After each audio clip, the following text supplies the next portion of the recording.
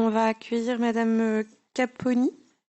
qui- Madame Caponi qui a gentiment accepté d'intervenir malgré ma demande tardive et qui va venir nous présenter la plateforme de répit des volcans que j'ai la chance d'avoir découvert via des patients que je suis et nous présenter un petit peu du coup qu'il propose pour aider les aidants également. Bonjour. Donc, bonjour à tous. Donc, Pauline Caponi, je suis coordinatrice de la plateforme d'accompagnement et de répit des volcans. Et donc, je suis là pour vous présenter ce dispositif, les missions, nos actions et vous expliquer à qui nous nous adressons. Donc, la plateforme d'accompagnement et de répit des volcans est localisée à Chamalières. Elle est portée par l'EHPAD Les Savarounes, qui est un établissement public hospitalier, qui avait répondu à l'époque à un appel à projet de l'ARS pour porter et animer une plateforme de répit sur le département du Puy-de-Dôme. Donc, elle a été créée en 2012 et elle est animée par une petite équipe avec un temps donc, de conseillère en économie sociale et familiale, un temps de psychologue, un temps d'agent administratif et un temps d'AMP. Donc en 2012, donc nous étions les seuls sur le département et en 2018, il y a une autre plateforme de répit qui a été créée suite à notre appel à projet, donc qui est située à Saint-Gervais d'Auvergne et qui accompagne les personnes qui habitent sur le territoire des Combrailles. Donc en fonction du lieu d'habitation, les personnes sont orientées sur l'une ou l'autre des plateformes de répit.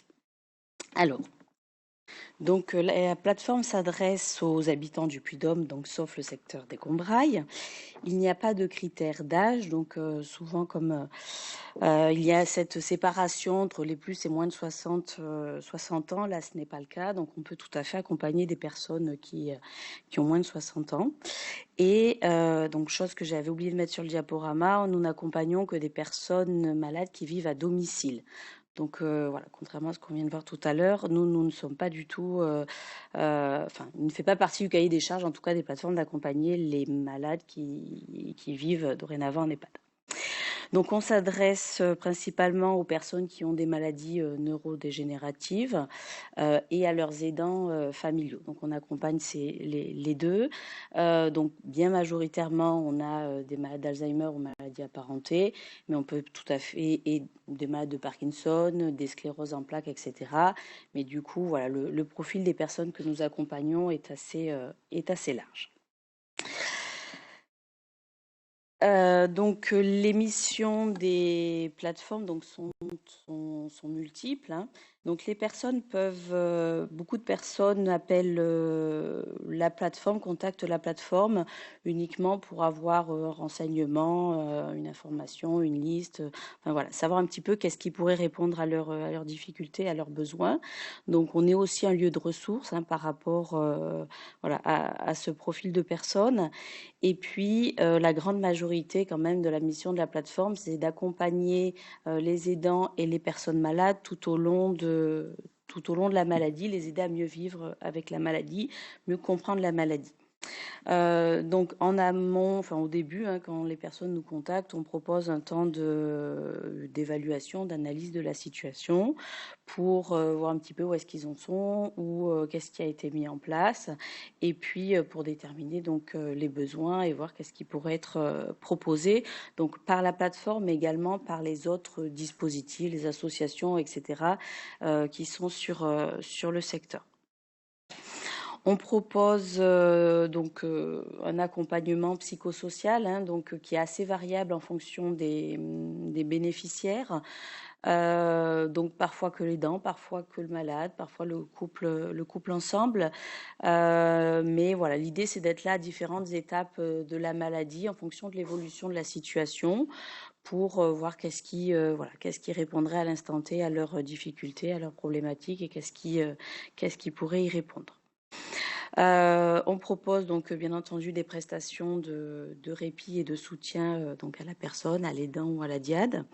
Et la mission également, une mission de la plateforme, c'est aussi de favoriser le maintien à la vie sociale et de lutter contre le repli sur soi. On tout professionnel qui travaille avec ce public-là, c'est que souvent ce sont des maladies qui isolent, aussi bien l'aidant que le malade, et à travers les activités et prestations de la plateforme, on essaye justement de les amener à retrouver autant que possible une vie sociale, une vie à l'extérieur, et à leur redonner envie de refaire des activités, alors effectivement qui vont être plus adaptées un peu aux difficultés du malade, et pouvoir échanger aussi avec d'autres aidants. Donc voilà globalement nos missions. Alors, pour vous expliquer un petit peu nos actions, on a mis en place des actions qui vont être spécifiques pour les personnes malades, d'autres actions plus spécifiques pour les proches aidants, et d'autres actions qui sont destinées à tout le monde, donc soit l'aidant seul, soit le malade seul, soit le couple ensemble. Ce qui est important aussi de savoir, c'est que sur tout ce qu'on propose dans le cadre de la plateforme, bien entendu, est gratuit. Voilà, toutes les actions, notamment collectives, est pris en charge directement par une enveloppe annuelle que nous avons de l'ARS pour mettre en place ces actions, ou par éventuellement des financements complémentaires, conférences des financeurs, etc. Voilà. Alors, pour également peut-être préciser que les actions au niveau de la plateforme répondent au fil du temps aux demandes qu'on a en fonction des bénéficiaires, du public que nous avons à l'instant T. Et c'est vrai que donc là, je vais vous expliquer ce qu'on fait actuellement, mais il y a souvent des actions, soit qui marchent un petit peu moins bien, soit qui au contraire, on est sollicité pour tel ou tel besoin. Et dans ce cas-là, on essaye de mettre en place de nouvelles prestations. Donc en tout cas, on propose donc des ateliers de stimulation cognitive, donc ateliers mémoire sur différents sites du département. Donc beaucoup de nos actions sont situées à Chamalières, mais on essaye sur certains territoires, notamment en partenariat avec des clics, de mettre en place des actions délocalisées pour être au plus près des attentes des personnes malades ou de leurs aidants. Donc des petits ateliers de stimulation cognitive, donc soit toutes les semaines, soit tous les 15 jours, mais par contre qui sont vraiment dédiés aux personnes qui ont des troubles cognitifs avérés, contrairement à d'autres ateliers mémoire, on va dire plus à titre de prévention, que peuvent proposer certaines associations ou d'autres structures. On propose également donc de l'art-thérapie et de la médiation animale. C'est souvent 2 outils de médiation qui peuvent correspondre, ou en tout cas bénéficier, même à un stade avancé de la maladie, avec des troubles cognitifs assez importants. Donc ensuite, nous proposons des actions qui vont être plus spécifiques pour les proches aidants. Donc on a essayé de travailler sur différents axes. Donc tout ce qui est plutôt information, conseil, tout ce qui est autour du bien-être et tout ce qui est autour du répit. Alors, on a une action qu'on a appelée le rendez-vous des aidants, donc sur différents sites du département, et également depuis peu en distanciel, donc en visio, pour permettre à ceux qui travaillent ou à ceux qui sont loin ou qui ont des difficultés de déplacement de pouvoir aussi profiter de ce type d'atelier. Donc le rendez-vous des aidants, c'est à la fois un temps d'information et d'échange entre aidants. Le format groupe de parole correspond moins aujourd'hui aux envies des aidants, mais il y a quand même une importance. En tout cas, on constate des bienfaits à se renseigner, à essayer de mieux comprendre la maladie, essayer aussi un petit peu d'anticiper et de réfléchir sur son propre rôle d'aidant, et puis aussi d'échanger avec d'autres personnes qui sont un peu confrontées, plus ou moins même situation. Donc on fonctionne beaucoup sur la paire aidance. Un programme également de prévention, qualité de vie et santé des aidants.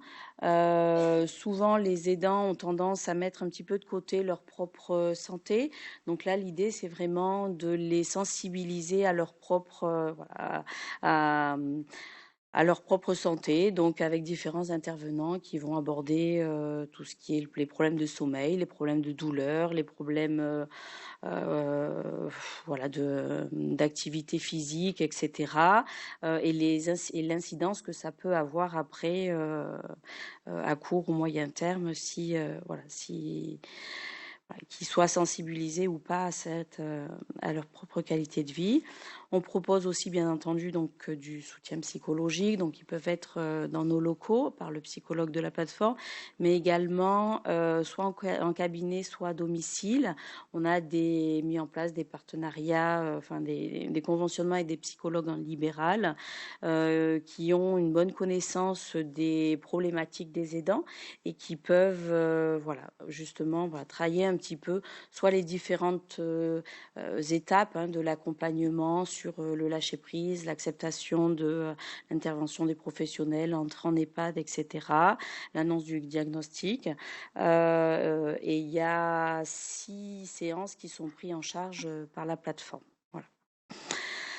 Ensuite, donc des activités plutôt tournées autour du bien-être. Donc, on a bien entendu donc de la sophrologie, donc à Chamalières, à Riom, et aussi donc depuis peu en visio, en distanciel. Donc, en fin de journée, voilà pour ceux qui peuvent pas aussi avoir des séances de sophrologie à proximité. Et on a mis en place l'année dernière également des séances de sonothérapie et d'acupression.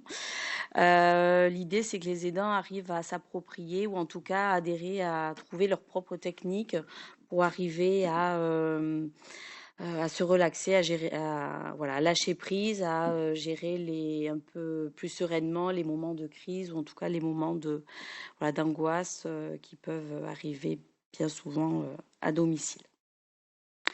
Ensuite, il y a bien entendu une notion de répit qui est importante. Donc, dans le cadre de la plateforme, on propose du répit à domicile. Donc, pour les aidants qui vivent avec leurs proches malades et alors sous conditions de ressources, on peut proposer aux aidants de bénéficier de 6 heures par mois de répit à domicile. Donc, c'est des conventions que nous avons avec des structures d'aide à domicile. Donc qui couvre bien l'ensemble de notre territoire d'intervention. Donc une auxiliaire de vie, tout simplement, vient prendre le relais de l'aidant pendant l'absence de l'aidant. Cette notion de répit, de relais, elle n'est pas simple pour certains aidants. Donc voilà, ça fait aussi partie de ce qu'on essaye de travailler, d'aborder avec eux, de pouvoir confier leurs proches malades à quelqu'un d'autre, un professionnel, etc. Et puis, s'autoriser à aller faire une activité, à aller chez le médecin, chez le coiffeur, etc., sans être préoccupé de leurs proches malades. Et puis aussi, il y a tout ce qui est recherche, bien sûr, d'hébergement temporaire, accueil de jour, etc., pour voilà, les informer de ce que c'est et de comment accéder à ce type de dispositif de répit. Et ensuite, donc des actions qui sont accessibles pour tous, donc qu'on a accès autour donc des sorties mensuelles, donc aller de temps en temps au restaurant, aller faire une balade, aller une après-midi bowling, etc. Donc pour s'autoriser, pour leur montrer que même avec des difficultés physiques, cognitives, etc., il y a encore possibilité de faire des choses ensemble.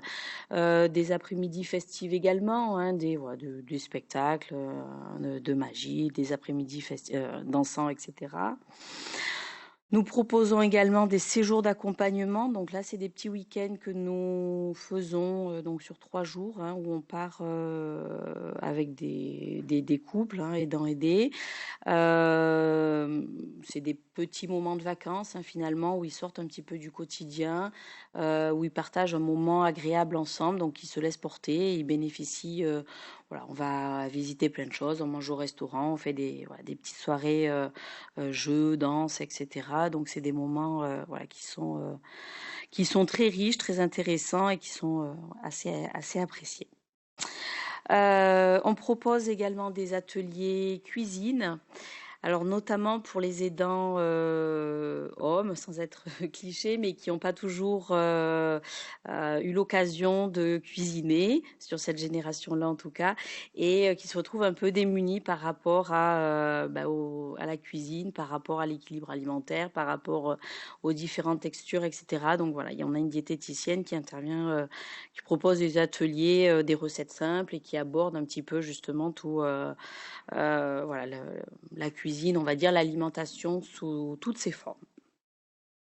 On a également des ateliers de socio-esthétique, donc là, donc une socio-esthéticienne qui va plutôt proposer un travail autour du bien-être, de la valorisation, de l'image de soi, donc qui convient aussi bien aux personnes malades qu'aux aidants, hein. C'est souvent des couples qui participent. Effectivement, parfois avec la maladie, les personnes ont un petit peu moins ont tendance un peu à délaisser ce côté-là. Et puis à l'inverse, hein, voilà, les aidants également qui sont un peu pris par le quotidien et qui ont un peu moins le temps de prendre soin, on va dire, de leur corps. Donc voilà, c'est quelque chose qui fonctionne bien également. On a également une intervenante, professeure d'activité physique adaptée, qui propose des séances de sport santé. Autour de tout ce qui est remobilisation physique, renforcement musculaire, travail de l'équilibre, etc.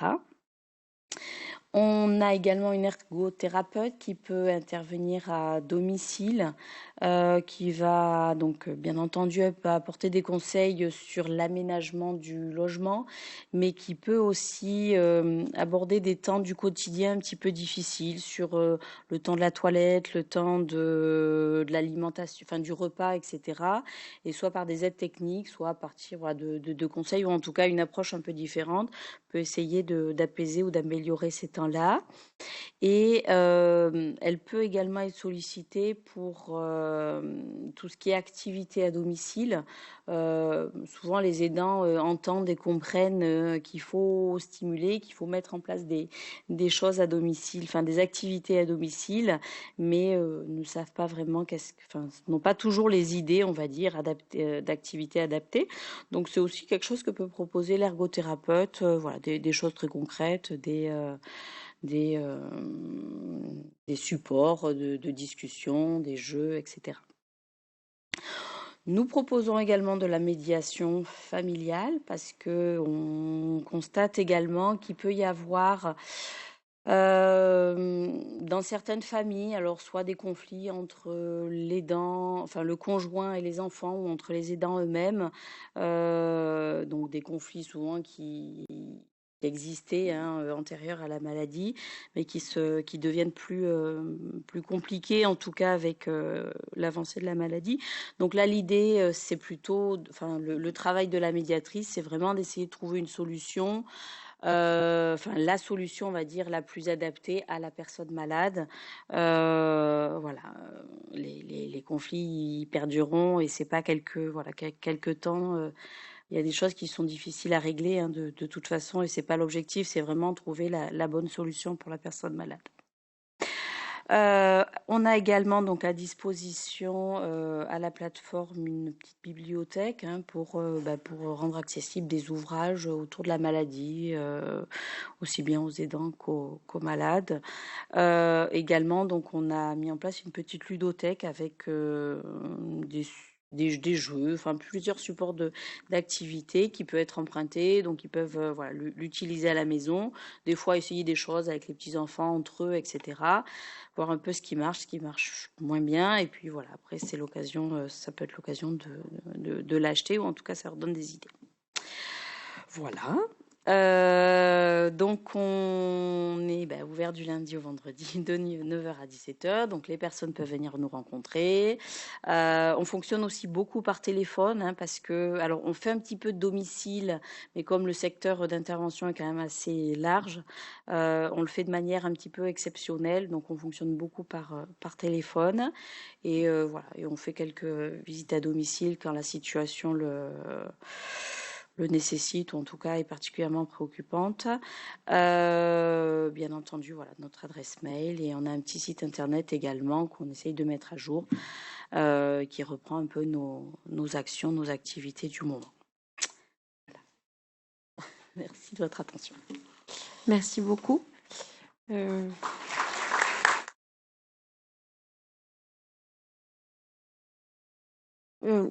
programme de cet après-midi nous semblait intéressant puisqu'on essayait de montrer un petit peu tout ce qui est à disposition sur le département, en tout cas ce qu'on peut proposer, des fois des structures plus ou moins connues. Et il y a les formations, enfin tout est complémentaire pour moi et chaque personne va avoir besoin de choses spécifiques. Comment en gros, les personnes appellent et par téléphone, vous évaluez les différentes choses vous leur proposez les choses, Alors, souvent, on essaye de prendre un temps, donc dans l'idéal, voilà, soit ils viennent dans nos locaux et on prend un temps pour faire vraiment un bilan de la situation, évaluer un peu leurs besoins.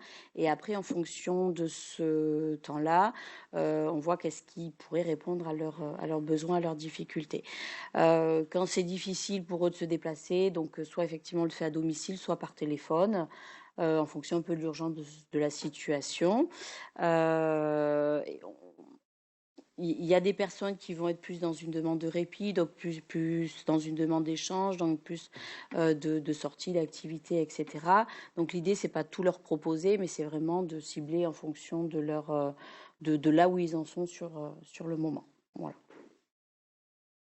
Et pour parler un peu de sous, vous disiez que tout était gratuit. Alors, ouais. Mais j'imagine que quand même les vacances... Il y a deux actions effectivement pour lesquelles on demande une participation. Donc il y a les séjours de vacances, les séjours d'accompagnement pour lesquels nous demandons 30 € par personne, donc 60 € pour le couple. Et également le répit à domicile pour lequel on demande une participation à hauteur de 8 € de l'heure. Donc le reste est pris en charge par la plateforme et qui est pris en charge en totalité quand c'est pour participer à une action de la plateforme. Par exemple, quelqu'un qui va participer au rendez-vous des aidants à Billon, donc dans ce cas-là, c'est pris en charge en totalité par la plateforme. Voilà. L'idée, c'est vraiment de les inciter à prendre ce temps-là pour eux. Voilà. Et après, sinon, tout est gratuit, oui. Enfin, tout est pris en charge par l'ARS. Merci. Je ne sais pas si vous avez des questions.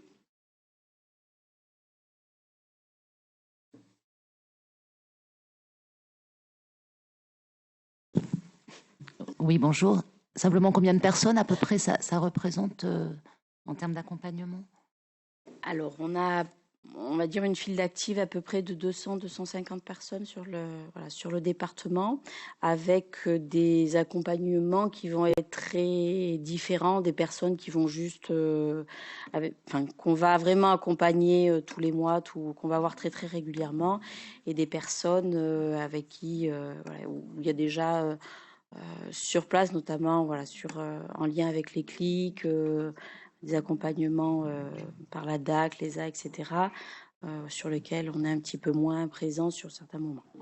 Voilà. Les séjours pour le binôme, enfin moi je suis là, je l'appelle le binôme parce que c'est peut-être pas forcément un couple. Ça se passe comment ? Alors, c'est pas forcément un couple, hein, on a des enfants qui partent avec leurs parents. Même si très majoritairement, on a quand même des demandes de la part des couples. Donc on loue, alors comme on part que 3 jours, on essaye de ne pas partir trop loin pour limiter à 1h30 de transport. Et on nous loue un gîte qui est labellisé tourisme et handicap, hein, donc dans les départements limitrophes, dans la Loire, le Puy-de-Dôme, etc., la Haute-Loire, le Cantal, etc. Et donc on loue des gîtes où chacun a sa chambre avec sa salle de bain privative, ça c'est important. Et puis après, alors en général, on part à 3 accompagnatrices et on part avec 5 couples. Donc c'est vraiment des séjours en petit comité, et on voit avec les participants ce qu'ils ont envie de faire comme activité. Donc, alors généralement, ça tourne beaucoup autour des visites de musées, autour de l'artisanat, les sorties au restaurant, bien entendu. Sur certains groupes, ça aide beaucoup plus des marches dans la nature, etc. Donc voilà, on essaye de faire en fonction de leur envie, de leur centre d'intérêt.